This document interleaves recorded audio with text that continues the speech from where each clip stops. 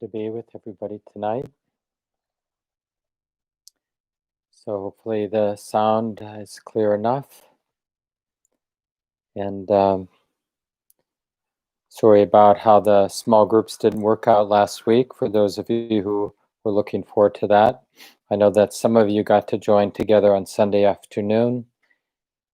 Hopefully the rest of you found a way to reflect on the cause of suffering, the second noble truth. But in any case, let's do our chant, the slow chanting of the Three Refuges. I think most of you have learned it by now. If not, just feel free to listen and join in.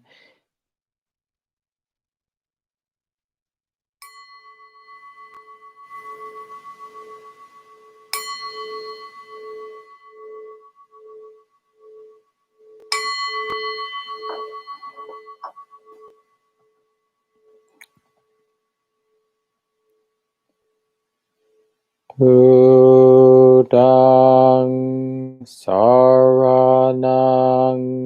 gacchami,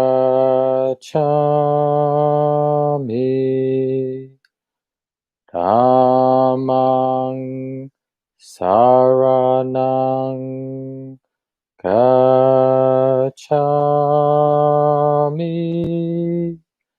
Sangham saranam gacchami,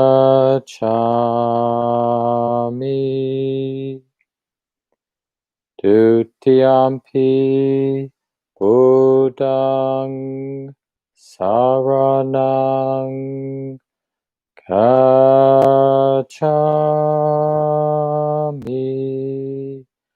Dutiyampi Dhammam saranam gacchami, Dutiyampi Sangham saranam gacchami,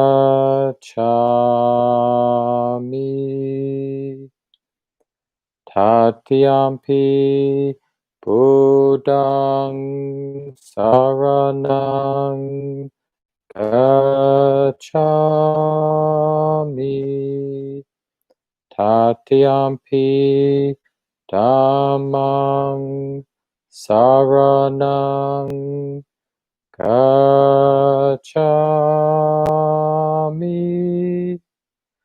Tatiyampi Sangham saranam gacchami.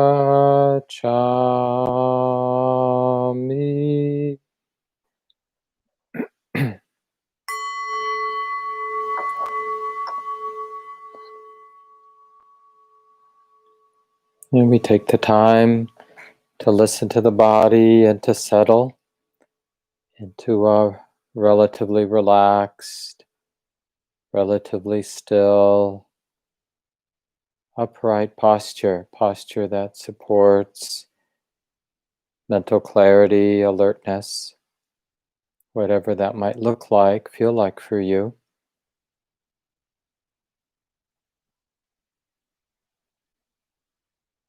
Making peace with the experience of the body, the sensations here and now in the body.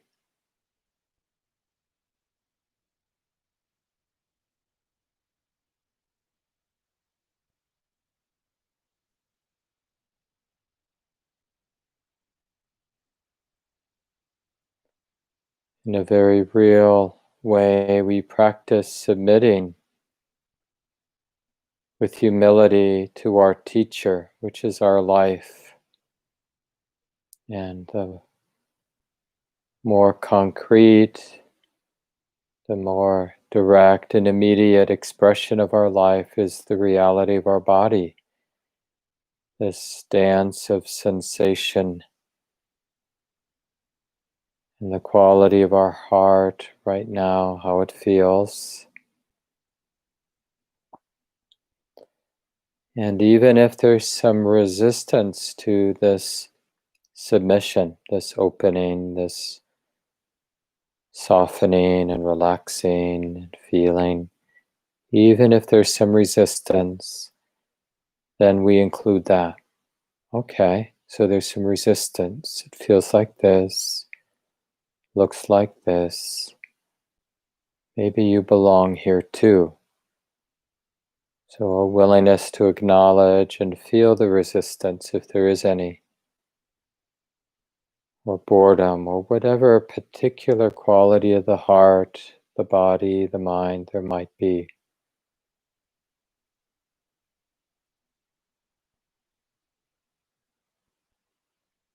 The Buddha was very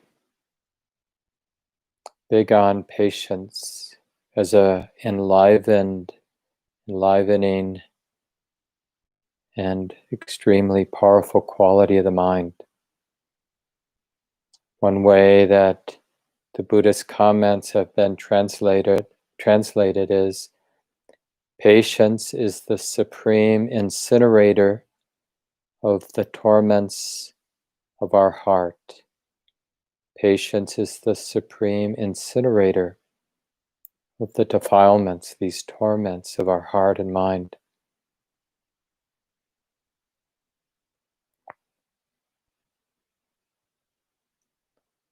So this relationship with the sensations in the body, this relationship we're coming into with the feeling, the qualities of the heart, it's a very vibrant, dynamic kind of patience.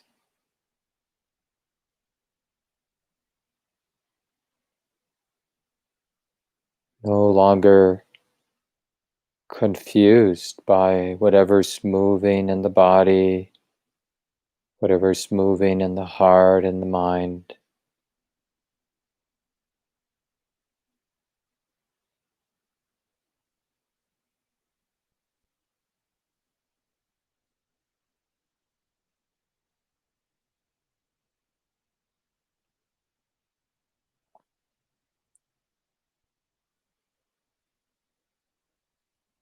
And what the heart, what the mind is actually interested in always, so that we obviously forget a lot, get caught on the surface, get caught in habits, but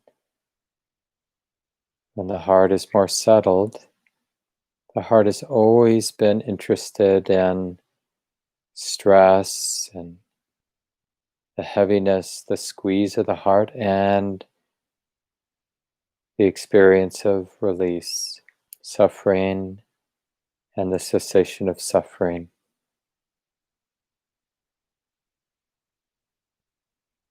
Quite naturally, this is what the mind will always be interested in: suffering, stress, the squeeze of the heart, the weight on the heart, and its release, the possibility of letting go. So how about now? Sitting here, breathing, with the sensitive heart, feeling what we feel. And instead of falling into the habit of trying to fix our experience, or trying to get somewhere, become somebody, or get rid of something, the different expressions of craving, we're practicing meeting our life, our teacher, with humility and this very enlivened quality of patience. As if our teacher, our life, has something to teach us about suffering and the end of suffering. How the heart in moments feels bound up, and how there have been moments where the heart felt unbound or released, free, unburdened.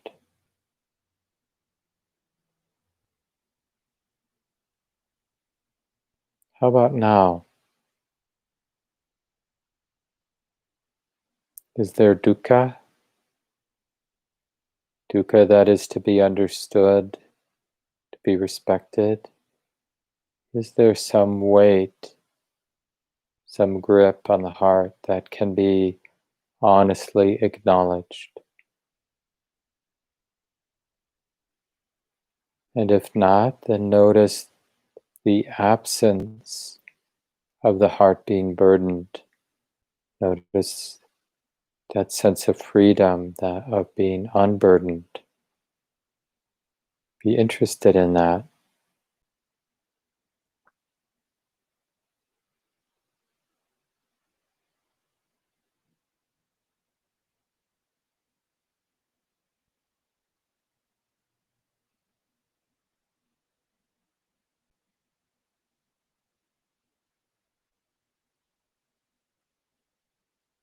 So in our sit tonight, we'll take the last 15 minutes just to sit in silence.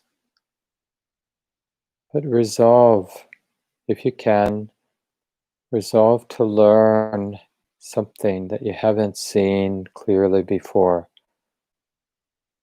about suffering, how it comes to be,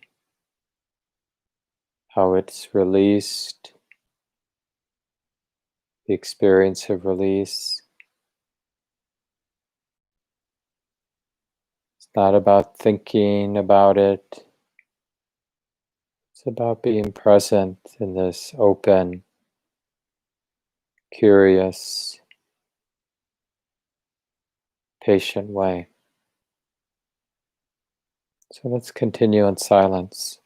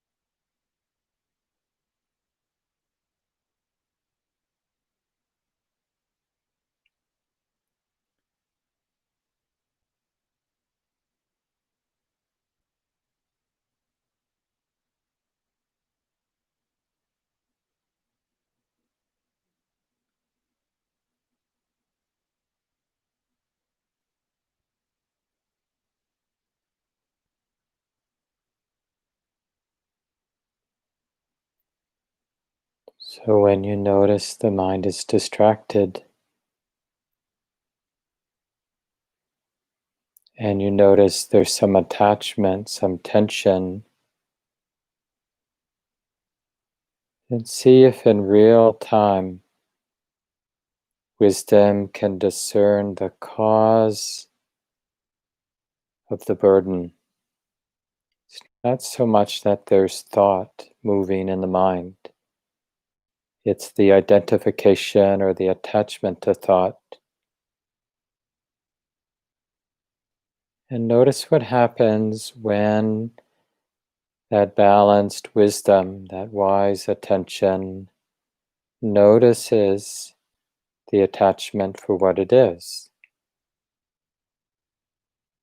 Noticing, recognizing moments when the attachment ceases and the weight, the squeeze associated with being attached also then ceases. And there's a moment where craving in the mind ceases, for a moment at least. See if you can recognize a moment when attachment falls away, to really, in a sense, taste, learn the taste of that moment when attachment ceases. The flavor of release, the flavor of freedom, freedom from attachment.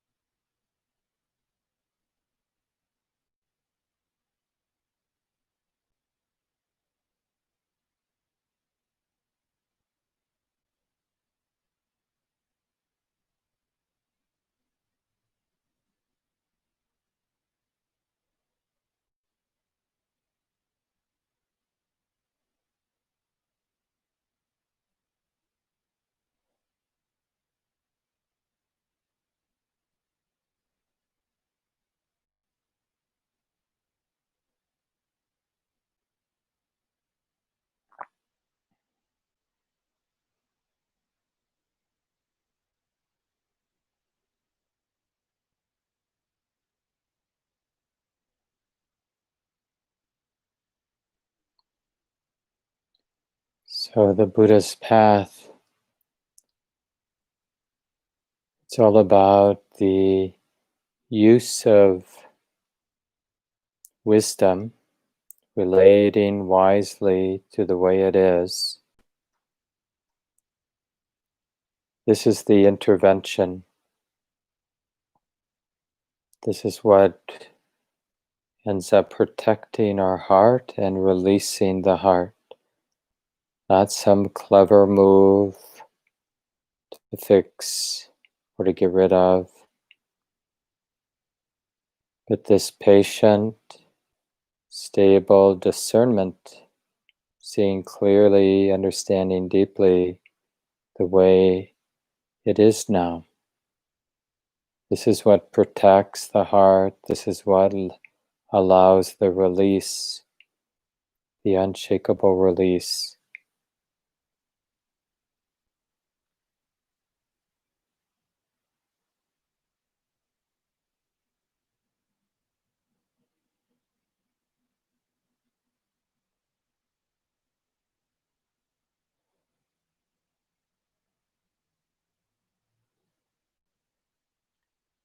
Suffering,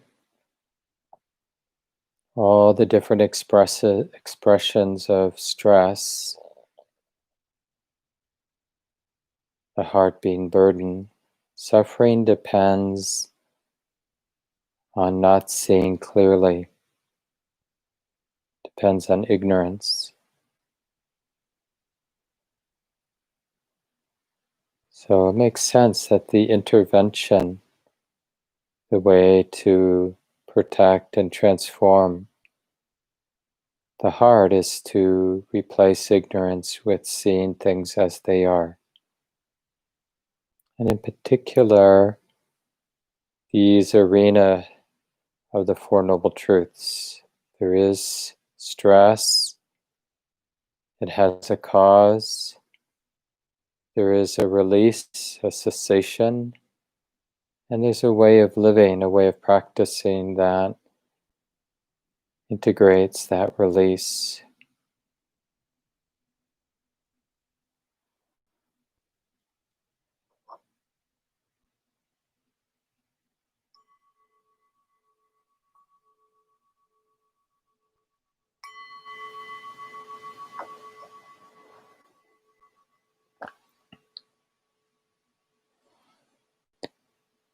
So please take a moment and adjust the body as you need to, so you're comfortable.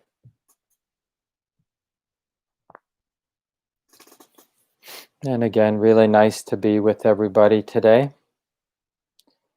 as we're moving through our 8-week Buddhist Studies class on the Buddhist teachings on the Four Noble Truths. You know, it's one of the central maps, just under sort of a mapping out of what this is all about.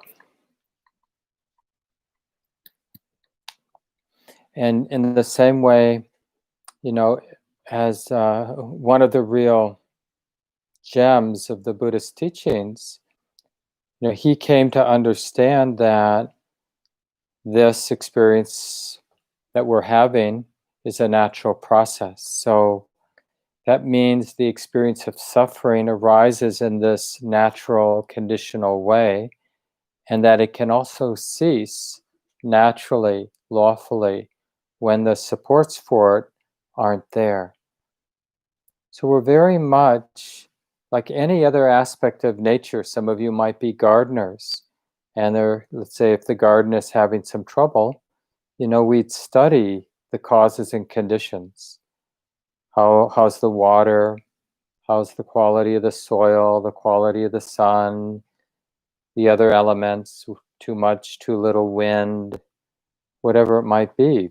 Some cat urinating on the plants or in the soil, changing the sort of chemical balance in the soil. So we would observe this sort of dance of causes and conditions. And we, you know, it's just that basic correlation. Oh, when there's this, there's that. Without there being this, there's no that. So Same thing with the squeeze in our heart, feeling burdened, feeling tight, caught in fear, caught in greed, caught in distraction and delusion and denial, right? Then what a wise person does is, what wisdom does is say, well, this is interesting. I wonder what the causes for my heart being all bound up are. And what we do when we're not so wise is we just thrash about when we're suffering. We complain, we blame, we deny. But when there's wisdom, the very nature of wisdom is to want to know the causes. Like, how has this come to be? If it's here, there are lawful supporting causes for it being here. And when those causes aren't present, then there won't be this bound up, hurting heart. I sent along in the email this afternoon, actually 3 articles, or 2 in one link by Aya Mendanandi. You probably saw Ajahn Mendanandi when Aya Mendanandi was part of Amaravati, the sort of Western Ajahn Chah lineage. Then all the senior bhikkhunis, or all the senior Siladharas, nuns, and the senior monks were called Ajahns. But it's more traditional to refer to Bhikkhuni. She's now a fully ordained Buddhist nun with the term Aya. So Aya Mendanandi. There are 2 articles, and the second one I'm going to read from now, Freeing the Heart. And it's from the book Freeing the Heart, which was a collection of articles by some of the nuns at the time at Amaravati and Chittaviveka, the 2 monasteries in England. And Aya Mendanandi writes, as we embark on that inner journey, we resolve to use right mindfulness as our compass, to bring careful attention, astute observation, and clear seeing to the witness of the present moment, and to be ready to meet any hindrance or obstacle that should arise in our path with an awakened awareness and purity of presence. Such a practice asks of us a deep commitment, perseverance, and fanatical patience to constantly come back time and time again to this moment. And she goes on just to talk about how we're, that kind of devotion, that kind of patience is not a quality that a lot of us have, or maybe has not been fully developed. We sort of want to move on. Like, if this isn't working for me, I move on. I adjust my posture, I adjust my friends, I adjust my job, I adjust my relationships, right? And there's a kind of restlessness generally in human existence, in human culture, always looking for a resting place, never finding it, but we keep looking in kind of just slightly different places that we've looked before, yet not finding it. How many times have we looked for satisfaction with a particular sense experience, like chocolate? Didn't really deliver. It was okay. There was some gratification, but didn't really change my life. And yet the next day, well, maybe chocolate will work today, and over like that.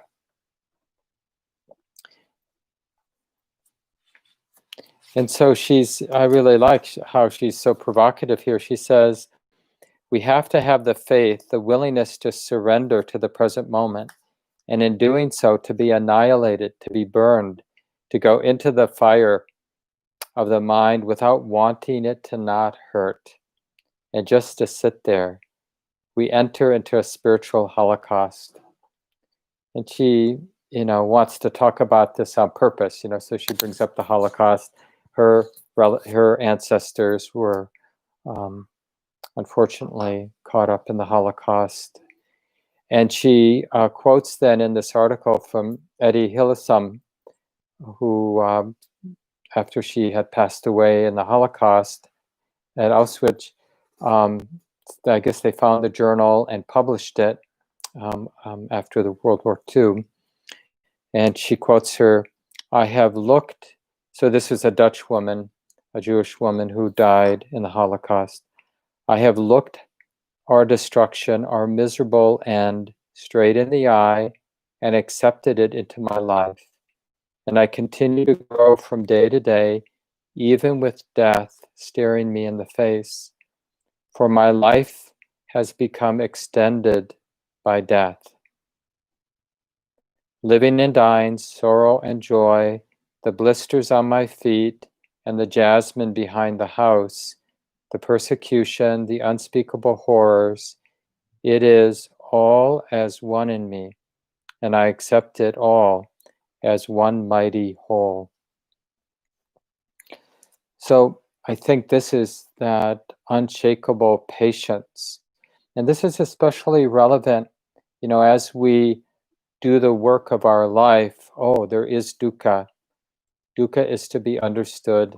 Dukkha has been understood. These first three insights that we talked about in the early weeks of the class.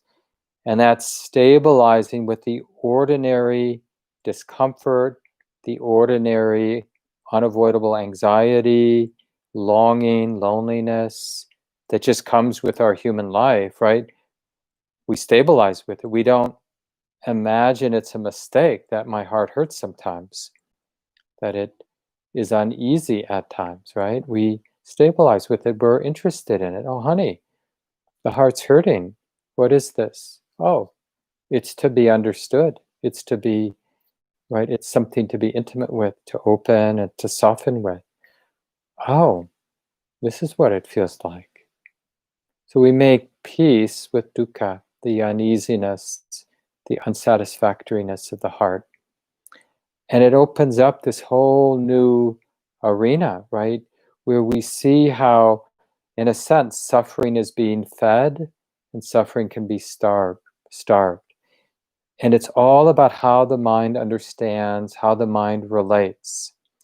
Is wisdom relating with patience and curiosity and discernment? Or is the mind not relating with wisdom, but relating with habit and reactivity and wanting to get rid of and wanting to get something nice and wanting to become somebody and wanting to give up? And this is the arena that opens up. How suffering in real time is set in motion and how suffering in real time can fall away.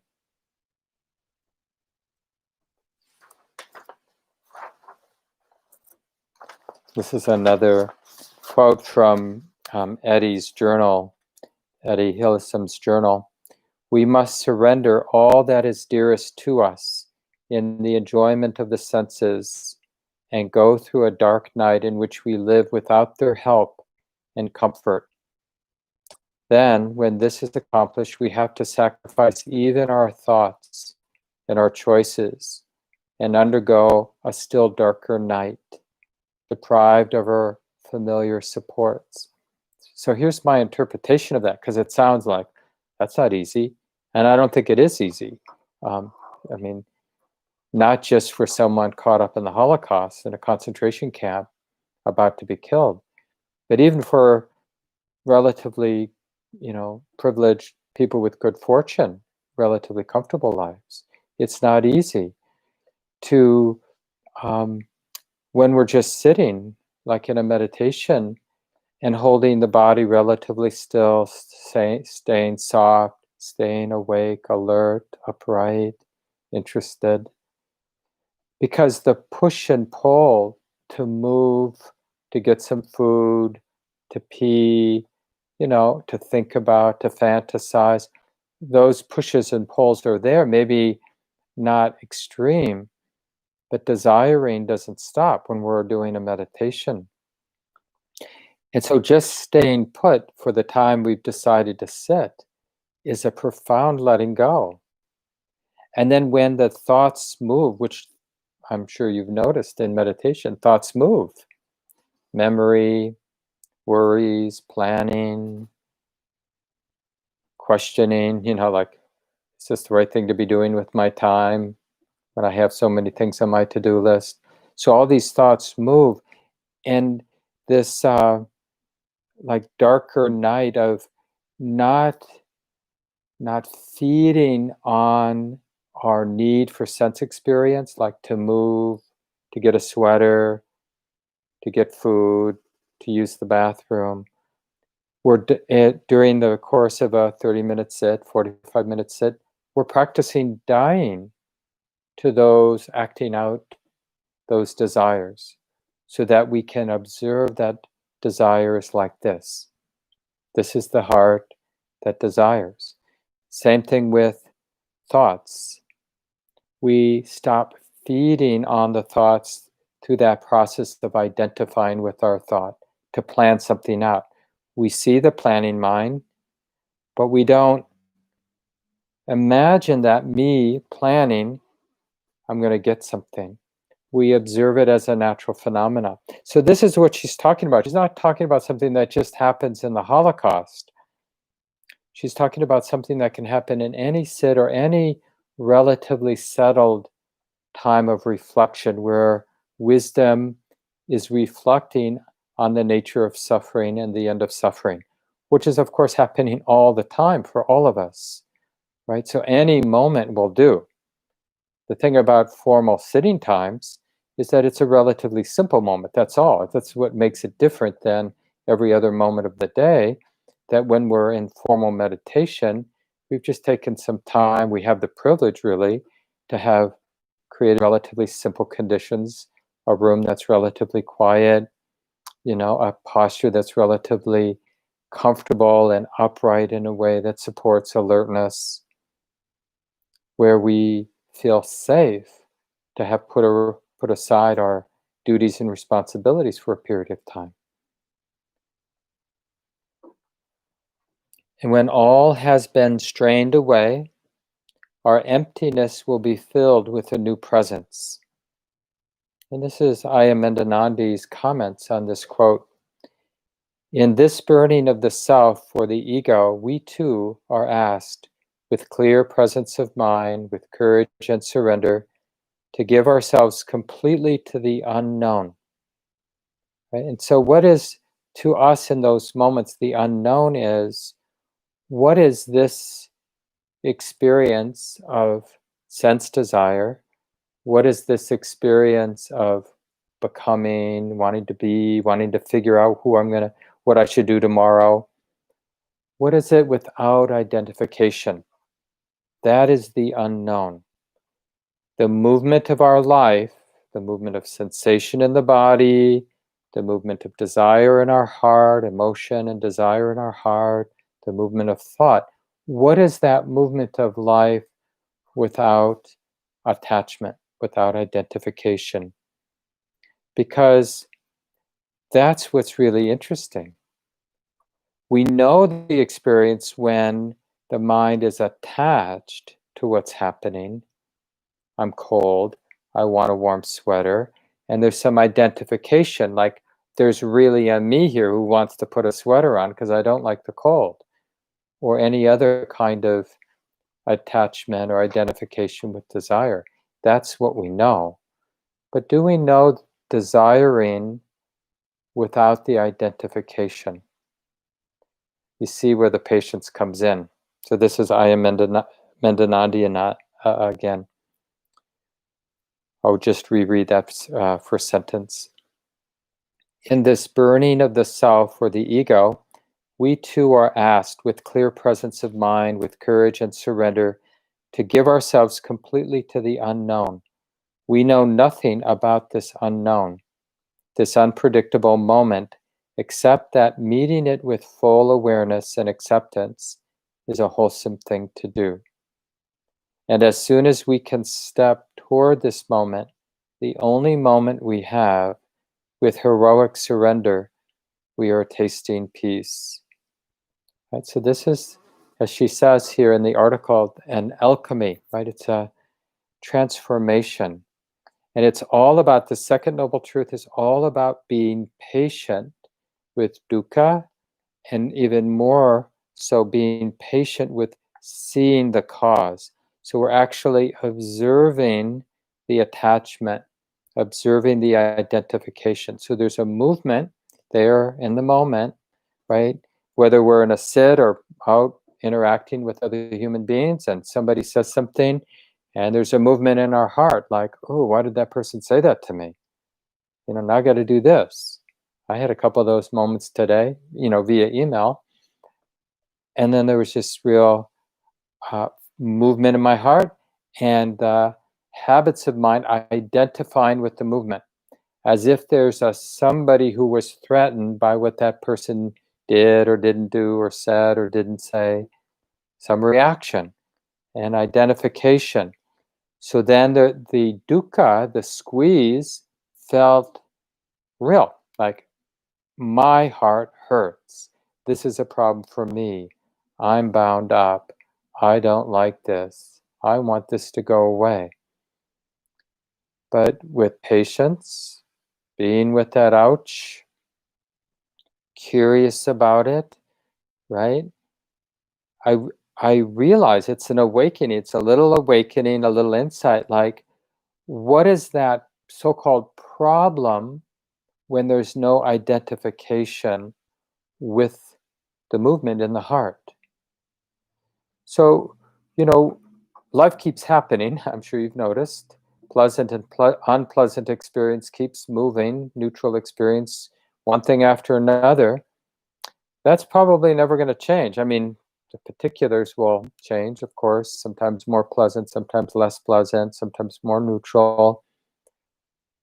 But how we relate to that flow of life, maybe it's okay to feel this email come in, to read the content, to feel the unpleasant response the heart has to what I'm reading, right?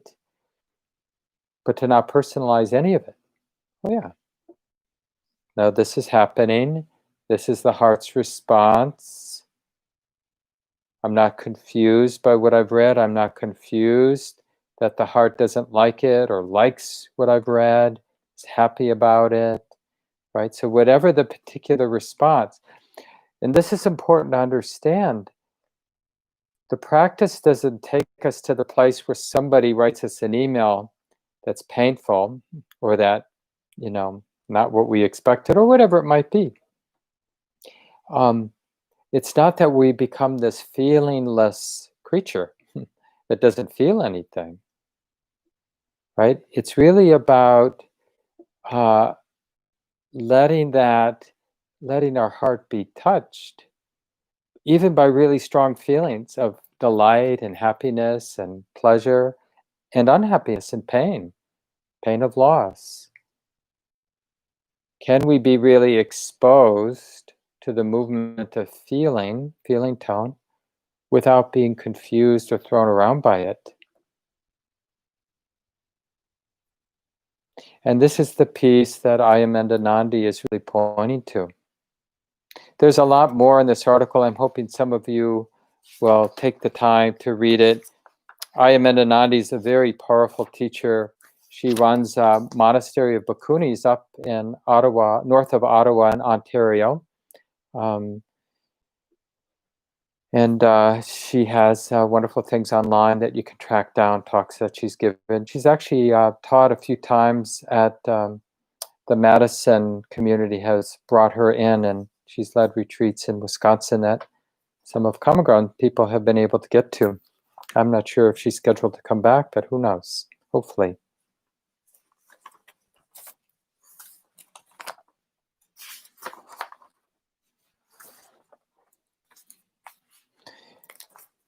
So we want to learn, I think I read this sutta before, earlier in the course.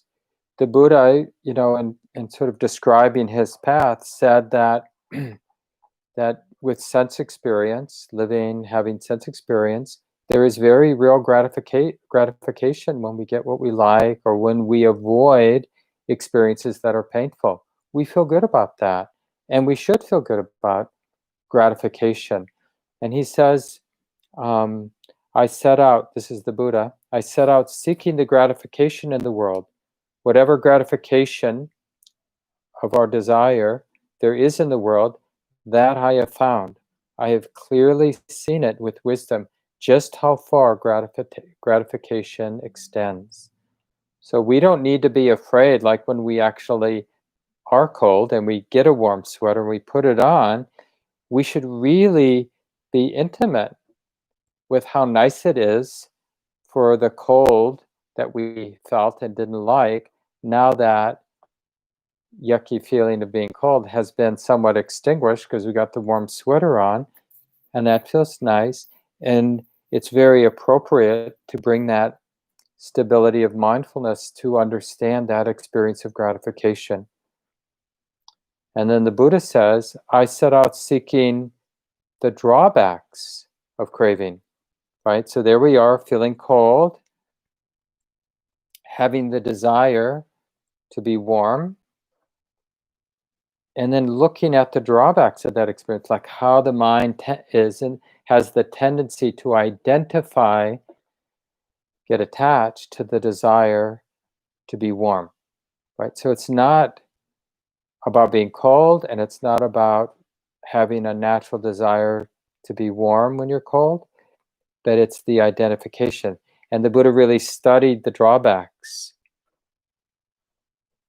Whatever drawbacks there are in this sense world, that I have found. I have clearly seen with wisdom just how far the drawbacks in the world extend, right? Like, what is the problem with desire? Oh, it's this identifying with desire. So we're basically, the mind constructs a story. There's somebody who wants this. There's somebody who wants to get rid of. There's somebody who wants to become somebody. And when the mind has constructed the story around a permanent sense of self, then there's a personal sense of self that feels threatened by not being able to get a sweater, right? Not being able to become who I want to become, not being able to get rid of what I want to get rid of. Then the heart gets squeezed. And the Buddha studied the drawbacks. So he studied what is the experience of gratification? What are the complications and the suffering that arises because of desiring? And then he studied the third thing. Whatever release there is in the world, that I have found. I have clearly seen with wisdom just how far freedom from the world extends. So this is not freedom meaning not being in the world so much as the escape or the not being dependent, not being squeezed by our likes and dislikes, by pleasant and unpleasant experience. Desires to become, desires to end, to be done with, not being confused, not getting caught up in the fire of desiring. Doesn't mean there aren't desires. It means there's no confusion with the natural arising of desire. You know, as long as we're living in this embodied way, we have a sensitive body, we have a conditioned mind, conditioned by culture, there will be desire. How could we even imagine life, like human life, without desiring, right? So there's going to be desiring. It's really how wisdom, or the lack of wisdom, how the mind relates to this very natural movement of desiring. And there's a lot of, I think part of it is just how people translate the Buddhist teachings,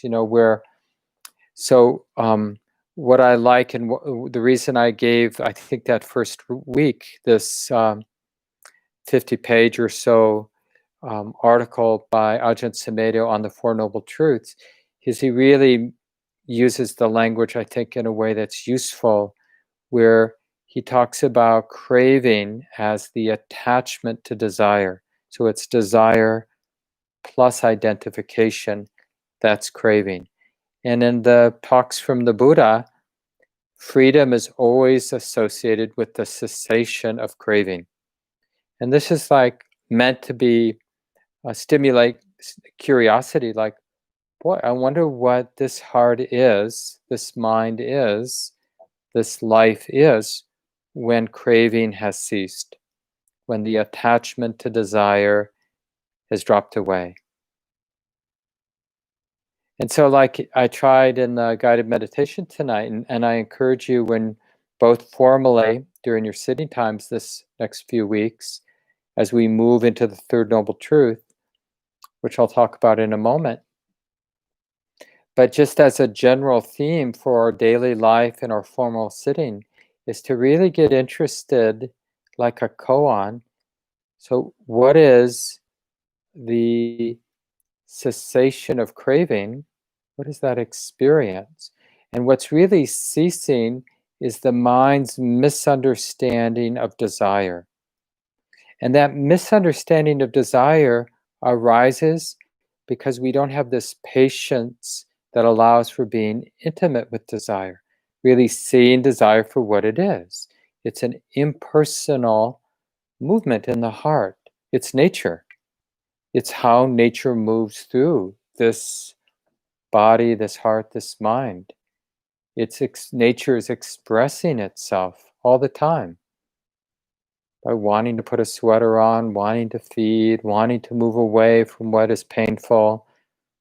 These movements in our heart are going to keep happening until the day we die. And who knows after that? But certainly until then, desire is going to keep moving. And so we have every reason to let it be a teacher. What is desire without attachment? And what we'll see over and over and over again is desire with attachment. So don't be confused by that. Okay, that's where this patience comes in. Okay, this is desire with attachment.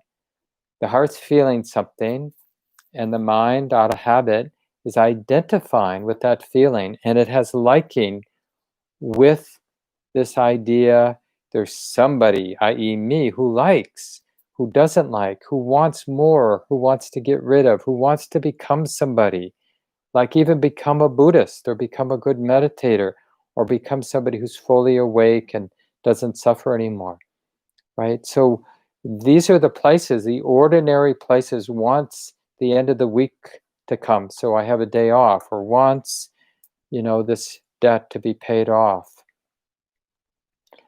Then we see, oh, this is desire with attachment. It's desire that feels substantial in the heart, like there's a squeeze. There's a sense, of almost a visceral sense, that there's a somebody who will be gratified if this desire is fulfilled. The desire to get rid of, the desire to get something, the desire to become. I keep mentioning these three because these are the three flavors of craving. When there's desire for a sense experience, like a pleasant sense experience with attachment, right? That's craving for sensuality. When there's desire to become somebody, then that's craving with identification, craving for becoming. When there's craving to be done, to get rid of, right? That's craving for cessation, to, have it all done. I'm tired. But that's really just craving. It's desire with attachment. And so when we notice it, then it's like we did with the first noble truth of dukkha. There is dukkha. It should be understood. It has been understood. Then there are three insights. And we need patience to really let these three insights arise. There is a cause for suffering. It's attachment to desire, right? So there is this cause for suffering, for the weight, the heaviness in our heart. The heart is attached to desire, confused by desire. This is not helpful. It should be abandoned. As I said last week, that doesn't mean we try to make it go away. We don't make craving go away. As I mentioned at the end of the guided sit, the path the Buddha lays out is really a path of understanding. So we see the craving, we see that there's attachment to desire, we feel the squeeze, we see that it isn't helping anybody, and we're patient. Will this cease? You can use that question. if I have a honest, a clear, a patient, a kind, compassionate relationship with this squeeze, with this craving, what happens? Not will it go away even, right? Even that can be sort of trying to control things, but disguised by this sort of Buddhist veneer.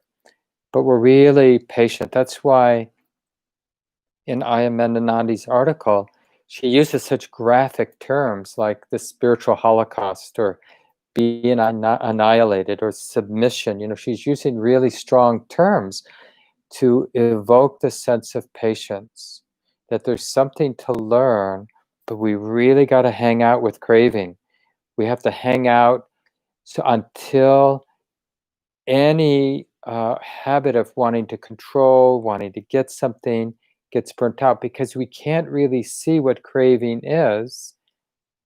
We can't really experience the letting go of craving when we're trying to let go, right? Because trying to let go of craving is craving. And this is really the root of samsara, you know, how we keep replicating cycles of suffering. Even though we want to be free from suffering, I relate to my life, I relate to my experience in ways that create more suffering, more times around that circle of suffering over and over again. So to break that, we really need this very vibrant curiosity. So patience is a vibrant, it's not sort of a dead, yielding, despairing, yielding to the moment. It's a very vibrant, like, I think there's something to see here, something to learn, but I really need to be intimate, but hands off. The teacher's going to teach me, but I have to, as she says in that part that I read, you know, move into the not knowing, that kind of profound humility, because that's the sign that we're really open to learning, to seeing what we haven't seen. The Buddha has a very practical kind of instruction in one of the suttas where he's talking to a character. This person's name is Gandhabaka. It would be good, sir, if the Buddha would teach me the cause and the ending of suffering, right? How suffering arises and how it ceases, right? That's the kind of question hopefully you or I would ask a wise human being if we stumbled upon somebody who really seemed to know what they were talking about, right? We'd say, please, you know, how is it that this heart gets bound up? And how is it that I can relate, I can show up to my life so the squeeze releases? I experience this unshakable release of the heart. That's what I would ask. And so the Buddha says, if I were to teach you the origination and the ending of stress with reference to the past, you would be doubtful and perplexed. And if I were to teach you about it in terms of the future, you'd be doubtful and perplexed. Thus, I will teach you sitting right there, the origination and ending of stress. Listen and pay close attention. I will speak, right? Setting them up. And I like how he says, we're going to do it right here in this moment. I'm going to resolve, or I'm going to answer your question about how suffering arises and how it ceases with an example right here. And so this is what the Buddha says to Gandhabaka. Now, what do you think? Are there any people in this town who, if they were murdered or imprisoned or fined or censored, would cause sorrow, lamentation, pain, distress, or despair to arise in you? Right? So if somebody dear to you were to be deeply harmed, you know, would you experience some of that pain? And of course, he says, yes, there are some people like that. And then the Buddha says, and are there any people in this town who, if terrible things happen to them, would cause you no sorrow, lamentation, pain, distress, or despair to arise in you? Well, he answered honestly, no. I mean, yeah, there are people that probably wouldn't matter. Just like here in Minneapolis, as much as, I consider myself a relatively caring human being, there are people being deeply harmed in Minneapolis all the time. But, I don't even bother to look in the news. I can't even remember the last time I really read the local newspaper about this murder or this terrible thing happening. I don't, every once in a while I listen to the local news on the radio, but because it's like there seems to be enough to do with things that are close to us. And yeah, I know we theoretically care about terrible things that are happening, but it really has a different effect if I hear, or even if I drive by and I see an animal that's been hit by a car, it might make a little impression. But if my cat got killed, my heart would really hurt. And so the Buddha sets this up, like noticing the difference between bad stuff happening to some being that we really care about, as opposed to bad stuff happening to people we don't really know much about at all. And then the Buddha says, now what is the cause? What is the reason why the murder of some would cause you sorrow, and the murder of others would cause you no sorrow? And so we should contemplate this, like, what is actually the difference? And, the obvious answer was, this is my pet, or this is my child, or, this is my house that was destroyed, So of course it's impactful. But the fact that these other houses were burnt down, well, yeah, stuff happens. And it's just so interesting how, like with COVID, the pandemic, and here in the United States, at this point, about 210,000 people have been killed, and countless people have had serious illness and lingering effects from the virus. But it's so abstract, all those people who have died, all those people who've hurt. I mean, I know a few people that have had it, but nobody really close has had a bad time with it. So it's still kind of out there in a way that doesn't touch our heart, or my heart.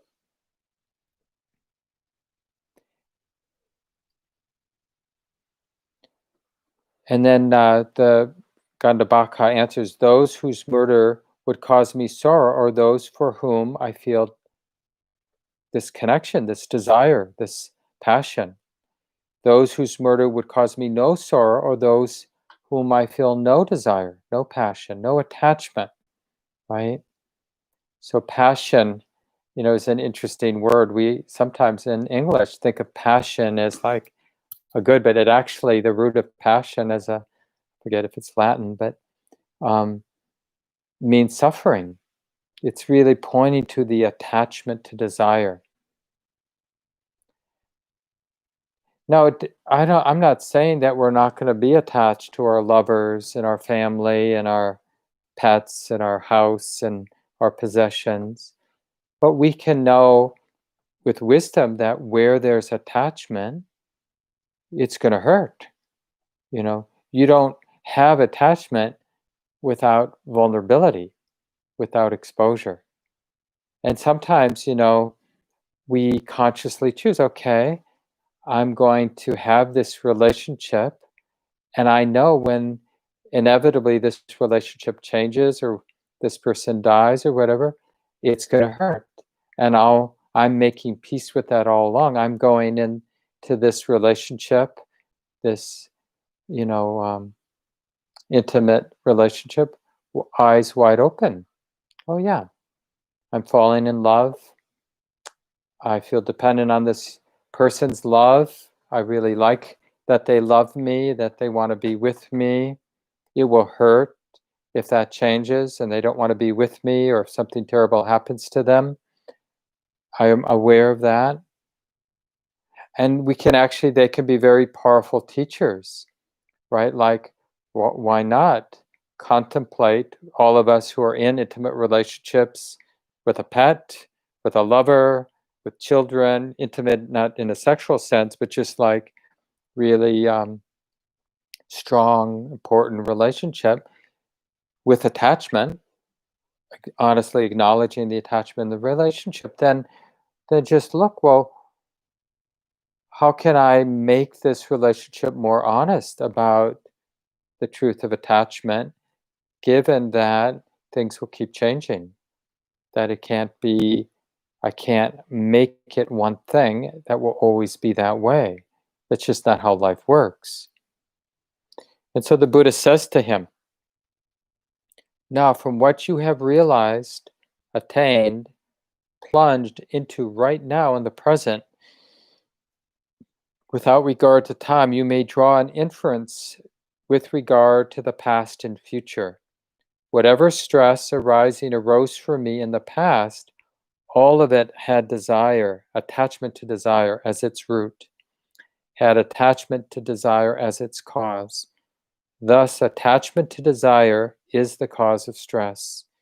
And whatever stress is in arising will arise for me in the future, all of it will have attachment to desire as the root, will have attachment to desire as its cause. Thus, attachment to desire is the cause of stress. So, this is our homework, right? So if there's suffering, little subtle suffering, big intense suffering, then we can ask, where is there attachment to desire? Where is that in my heart right now? And that's just a reflection like, oh, if there's suffering, the Buddha suggests there's attachment. Where is the attachment? And then have an honest relationship with that attachment. Let me be patient with that attachment. And you might find when there's enough stability, enough curiosity, that powerful, vibrant patience, oh, this is the attachment, right? So the cat is sick, and you don't know what's wrong with it. Don't know if you should bring the cat to the vet. Could be a lover, a partner, could be any kind of relationship with attachment. And this person is exposed and you're feeling it. Or your own financial situation could be exposed. And so you're feeling that attachment to your financial security. So whatever it is, these are little teachers for us. Oh, I'm really suffering. I'm really afraid. I'm really hurting. Oh, there's got to be a cause. The Buddha says the cause is attachment to desire. You don't get suffering without attachment to desire. When there's attachment to desire, there's stress, there's suffering. When there's no attachment to desire, there's no suffering. Well, I feel the suffering. So where's the attachment to desire? Oh, here it is. So then we see it. I'm attached, right? I don't want this to happen.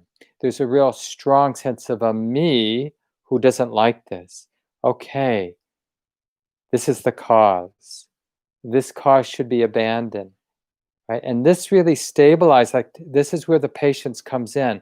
This cause, this attachment to desire should be abandoned. Sometimes bad stuff happens. It's like this. And then we feel, no, not me, right? So that's attachment. And we look at that, oh yeah, that's it. That's the problem. That, no, not to me. And we open to that. We relax with that. We soften with that.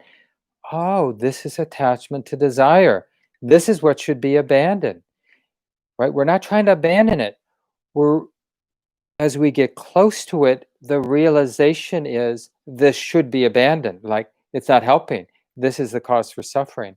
So that's how we get close to it, is the recognition that it should be abandoned. That's different than actually trying to get rid of something, trying to change something. So this is why we really need to hear the teaching on patience, like this powerful love. It's really, patience is a kind of love. Like I in love with the wisdom, the intuition that there's something to learn here. And what are we learning? That craving ceases, that attachment ceases through the purity of being with it as it is, seeing it clearly with integrity allows letting go to happen. And that's an insight. Like one of my teachers, Sayadaw U Tejaniya, talks about insight is always surprising. It's like, oh, the problem hasn't changed. My cat is still sick, or whatever example, whatever situation you're working with where there's attachment, right? Circumstances haven't changed, but all of a sudden there's no attachment. There still may be some pain, like you see the cat not being comfortable, and it touches our heart, as it should, right? The heart is touched by another being suffering, let's say. Or you, even with your own financial insecurity, you feel the tenderheartedness of that exposure, but there's no identification. That's what ceased. So it's just the poignancy of the moment without the weight. But it's hard to put into words. That's why the Buddha is really inviting us to really see that moment when suffering ceases. And it's really interesting, in one of the discourses, the Buddha talks about like where suffering arises is where it ceases. Here, let me just read this before we end. Now, what is the noble truth, the ennobling truth of the origination of stress, of suffering?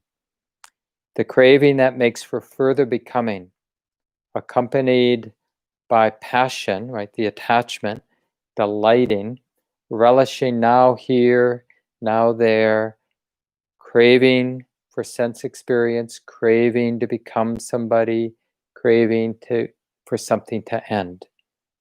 And where does this craving, when arising, arise? And where, when dwelling, does it dwell? Well, so where do we find it? Well, wherever there's an experience that's endearing, alluring, in terms of sensuality, in terms of what we like, that is where this craving, when arising, arises. That is where, when dwelling, it dwells. So it's right here in this reality of sense experience, which is here and now. This is where we feel. So we look at some sense contact and really notice the feeling tone, the pleasantness, unpleasantness, and the identification with our liking and disliking. And then, the Buddha asks the question, and where does it cease? Right? So we have the sense contact, seeing things, hearing things, thinking things, smelling, tasting things, touching things. They're pleasant and unpleasant. Liking and not liking is right there with the pleasant and unpleasant. We take it personally, the pleasantness, unpleasantness, and we take the liking and the not liking personally. And there's the grip of suffering. And so it's right there with sense experience that craving arises, and it's right there with the sense experience that it ceases. So that's with that example I gave of the cat being sick or any kind of difficult experience, we're just holding the reality of that experience. And we see the attachment, because that will be there, that because of the deep habit to personalize these difficult experiences, that's going to be there, the attachment. Oh, but it takes some discernment to really see the attachment to desire. Because we don't want to mistakenly think, I shouldn't, like this unpleasant thing, I shouldn't be experiencing this as unpleasant. It's more like, this is unpleasant. There is not liking, but the abandoning of attachment is realizing that it's okay for unpleasant experience to arise, and it's okay not to like unpleasant experience. It's about what's not there. There doesn't need to be attachment, a grip that comes from the sense of self. So it arises with sense experience. It ceases right there with these sense experiences. These will be our teachers. This is a little passage from Joseph Goldstein's book, Mindfulness. Really powerful book, kind of, I think, the summation of, Joseph's many decades of teaching here. And most of you know Joseph was a really important teacher of mine, still is. And this is the chapter on the Four Noble Truths, and Joseph writes at this place in the book, all craving is sustained by and feeds the sense of self. And this is the fundamental wrong view, unwise view, that keeps the wheel of samsara rolling along. A self to gratify, a self to clone in the future, a self to get rid of. The great discovery in our practice is that on one level, birth and death, existence and non-existence, self and other, are the great defining themes of our lives.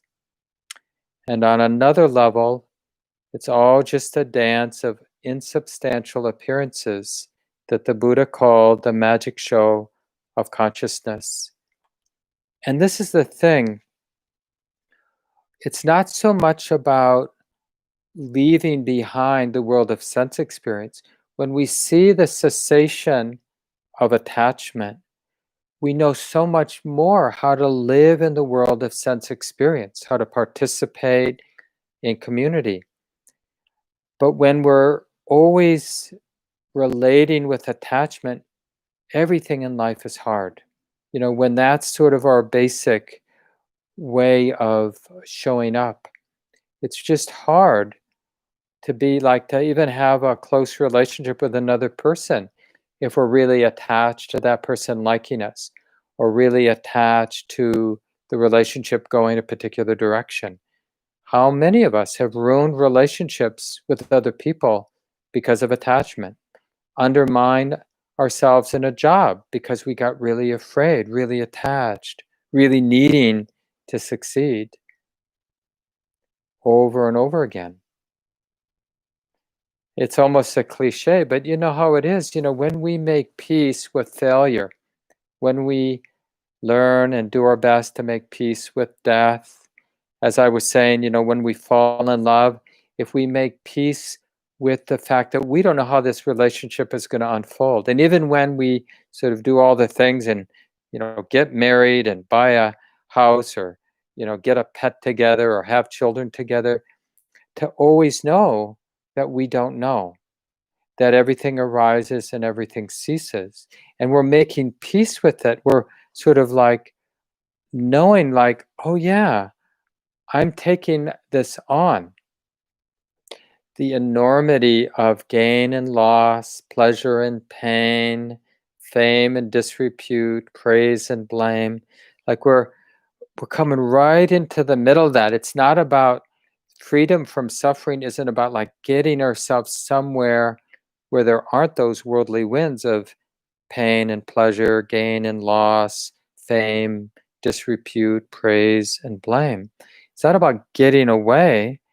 It's about learning to be in that movement without being pushed around by it. And it's really the insight. Wherever we notice attachment, we want to establish this kind, fearless, patient presence. What happens when I really get interested in attachment, really feel it, see it, relax with it? Does it cease? Does it end on its own without anybody having to get rid of it? This is the important thing, is to see that attachment isn't constant. Because when I'm attached to my partner, my cat, my health, the attachment, the grip feels, because it's synonymous with self, it feels permanent.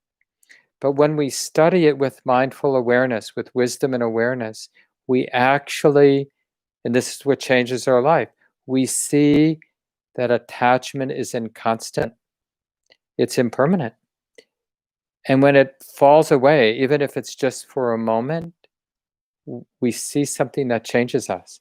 And we see that more and more, the heart gets changed more and more. We become someone who's not afraid of desiring, and not even afraid when, because of habit, we fall back into attachment, because we're learning, oh yeah, I need to acknowledge the attachment.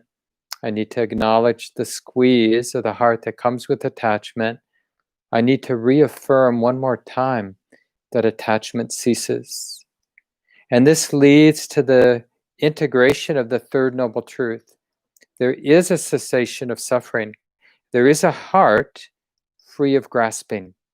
This mind, this heart, can be experienced free of grasping. This should be realized, fully integrated. It has been fully integrated. These are the next three insights. As that insight into non-grasping matures, then, and really only then, does the path get clear, like how to live this life in a way that leads to full awakening. Otherwise, the path is kind of theoretical. I mean, we kind of learn through the school of hard knocks, when we're living in a way that planting seeds for more suffering, eventually the suffering wakes us up. But the more we have a taste of non-grasping, realizing these little moments, sometimes big moments, of this life, this heart, mind, no grasping, and really feel that freedom,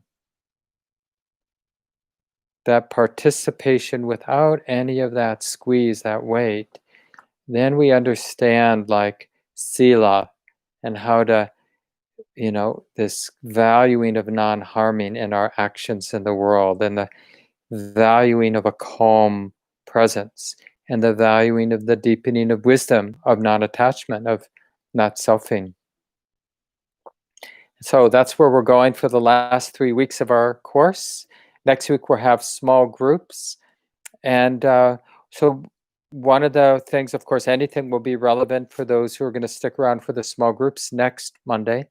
But one of the themes you might want to share is just little or big moments where there was this patience with attachment, this real curiosity with attachment, trusting, like, this is my teacher.